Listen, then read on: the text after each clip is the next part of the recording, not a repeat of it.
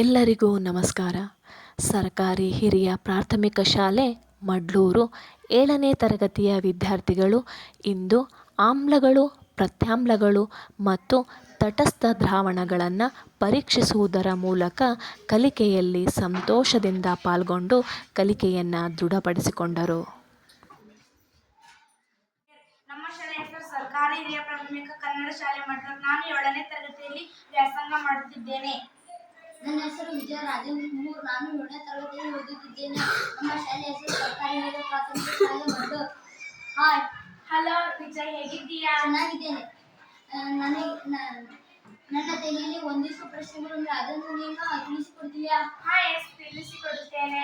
ನನ್ನ ಬಟ್ಟೆಯು ಅರಿಶಿನ ಕಲೆಯ ಮೂಡಿತು. ಅದನ್ನು ನಾನು ಸೋಪು ಹಚ್ಚಿ ಒಗೆದಾಗ ಅದು ಕೆಂಪು ಬಣ್ಣದಲ್ಲಿ ಮೂಡಿತು. ಅದನ್ನು ನಾನು ನೋಡಿ ಕುತೂಹಲ ಪಟ್ಟೆನು. ಅದನ್ನು ನೀನು ನನಗೆ ಅರ್ಥೈಸಿಕೊಡುವೆಯಾ? ಅರ್ಥೈಸಿಕೊಡುವೆನು. ನಾವಿಬ್ರೇ ಬೇಡ, ನಮ್ಮ ಜೊತೆ ಸ್ನೇಹಿತರನ್ನ ಪಾಲ್ಗೊಳಿಸೋಣ. ದ್ರಾವಣ ಇದು ಡ್ರಾಪರ್ ಸಹಾಯದಿಂದ ಹುಣಸೆ ನೀರನ್ನು ನಾವು ನೀಲಿ ಲಿಟ್ಮಸ್ ಕಾಗದಕ್ಕೆ ಹಾಕಿದಾಗ ಯಾವ ರೀತಿ ಬದಲಾವಣೆ ಆಗುತ್ತದೆ ಎಂದು ನಾವು ನೋಡೋಣ.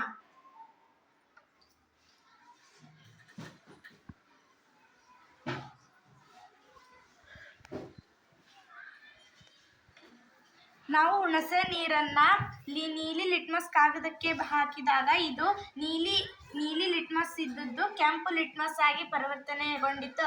ಹಾಗಾದರೆ ಇದು ಆಮ್ಲೀಯ ದ್ರಾವಣ ಎಂದು ಗುರುತಿಸುತ್ತೇವೆ. ಇದು ನಾವು ಕೆಂಪು ದ್ರಾವಣಕ್ಕೆ ಹಾಕಿದಾಗ ಇದು ಯಾವ ತರಹದ ಬದಲಾವಣೆ ಆಗುತ್ತದೆ ನೋಡೋಣ.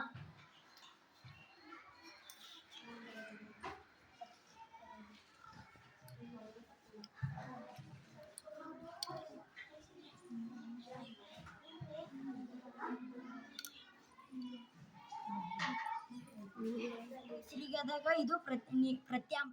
ಇದು ಸಕ್ಕರೆ ದ್ರಾವಣ.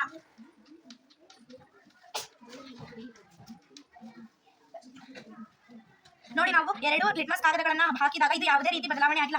ಹಾಗಾದ್ರೆ ಇದು ಆಮ್ಲೀಯನೂ ಅಲ್ಲ, ಪ್ರತ್ಯಾಮ್ಲೀಯನೂ ಅಲ್ಲ, ಇದು ತಟಸ್ಥ ದ್ರಾವಣ ಎಂದು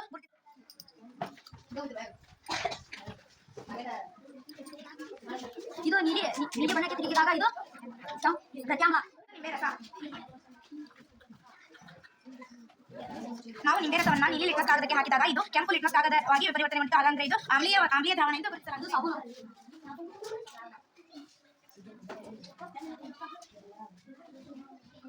ಇದು ನೀಲಿ ಬಣ್ಣಕ್ಕೆ ತಿರುಗಿದಾಗ ಇದು ಸಕ್ಕರೆ ದ್ರಾವಣ.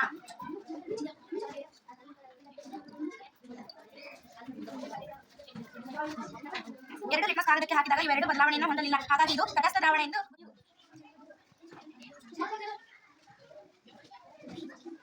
ಇದು ನೀಲಿ ಬಣ್ಣಕ್ಕೆ ತಿರುಗಿದಾಗ ಇದು ವಿನೆಗರ್.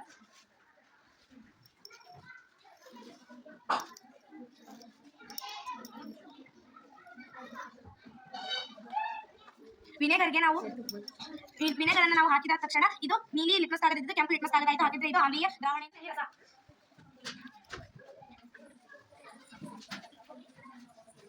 ನೀಲಿ ಲಿಟ್ಮಸ್ ಕಾಗದಕ್ಕೆ ನಾವು ನೆಲ್ಲಿ ರಸವನ್ನು ಬೆರೆಸಿದಾಗ ಇದು ಆಮ್ಲೀಯ ದ್ರಾವಣ ಎಂದು ಗುರುತಿಸಲಾಗಿದೆ.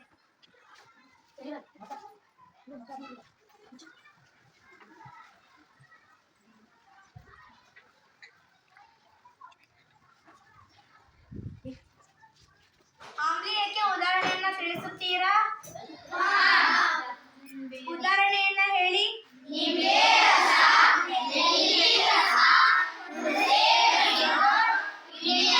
ಆಮ್ಲೀಯಕ್ಕೆ ಉದಾಹರಣೆಗಳನ್ನ ಹೇಳ್ತೀರಾ? ಉದಾಹರಣೆಯನ್ನ ಹೇಳಿ.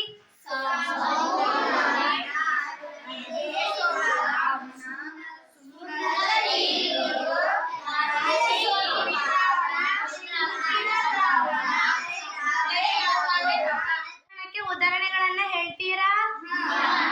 ಯಾವ ಉದಾಹರಣೆಗಳು?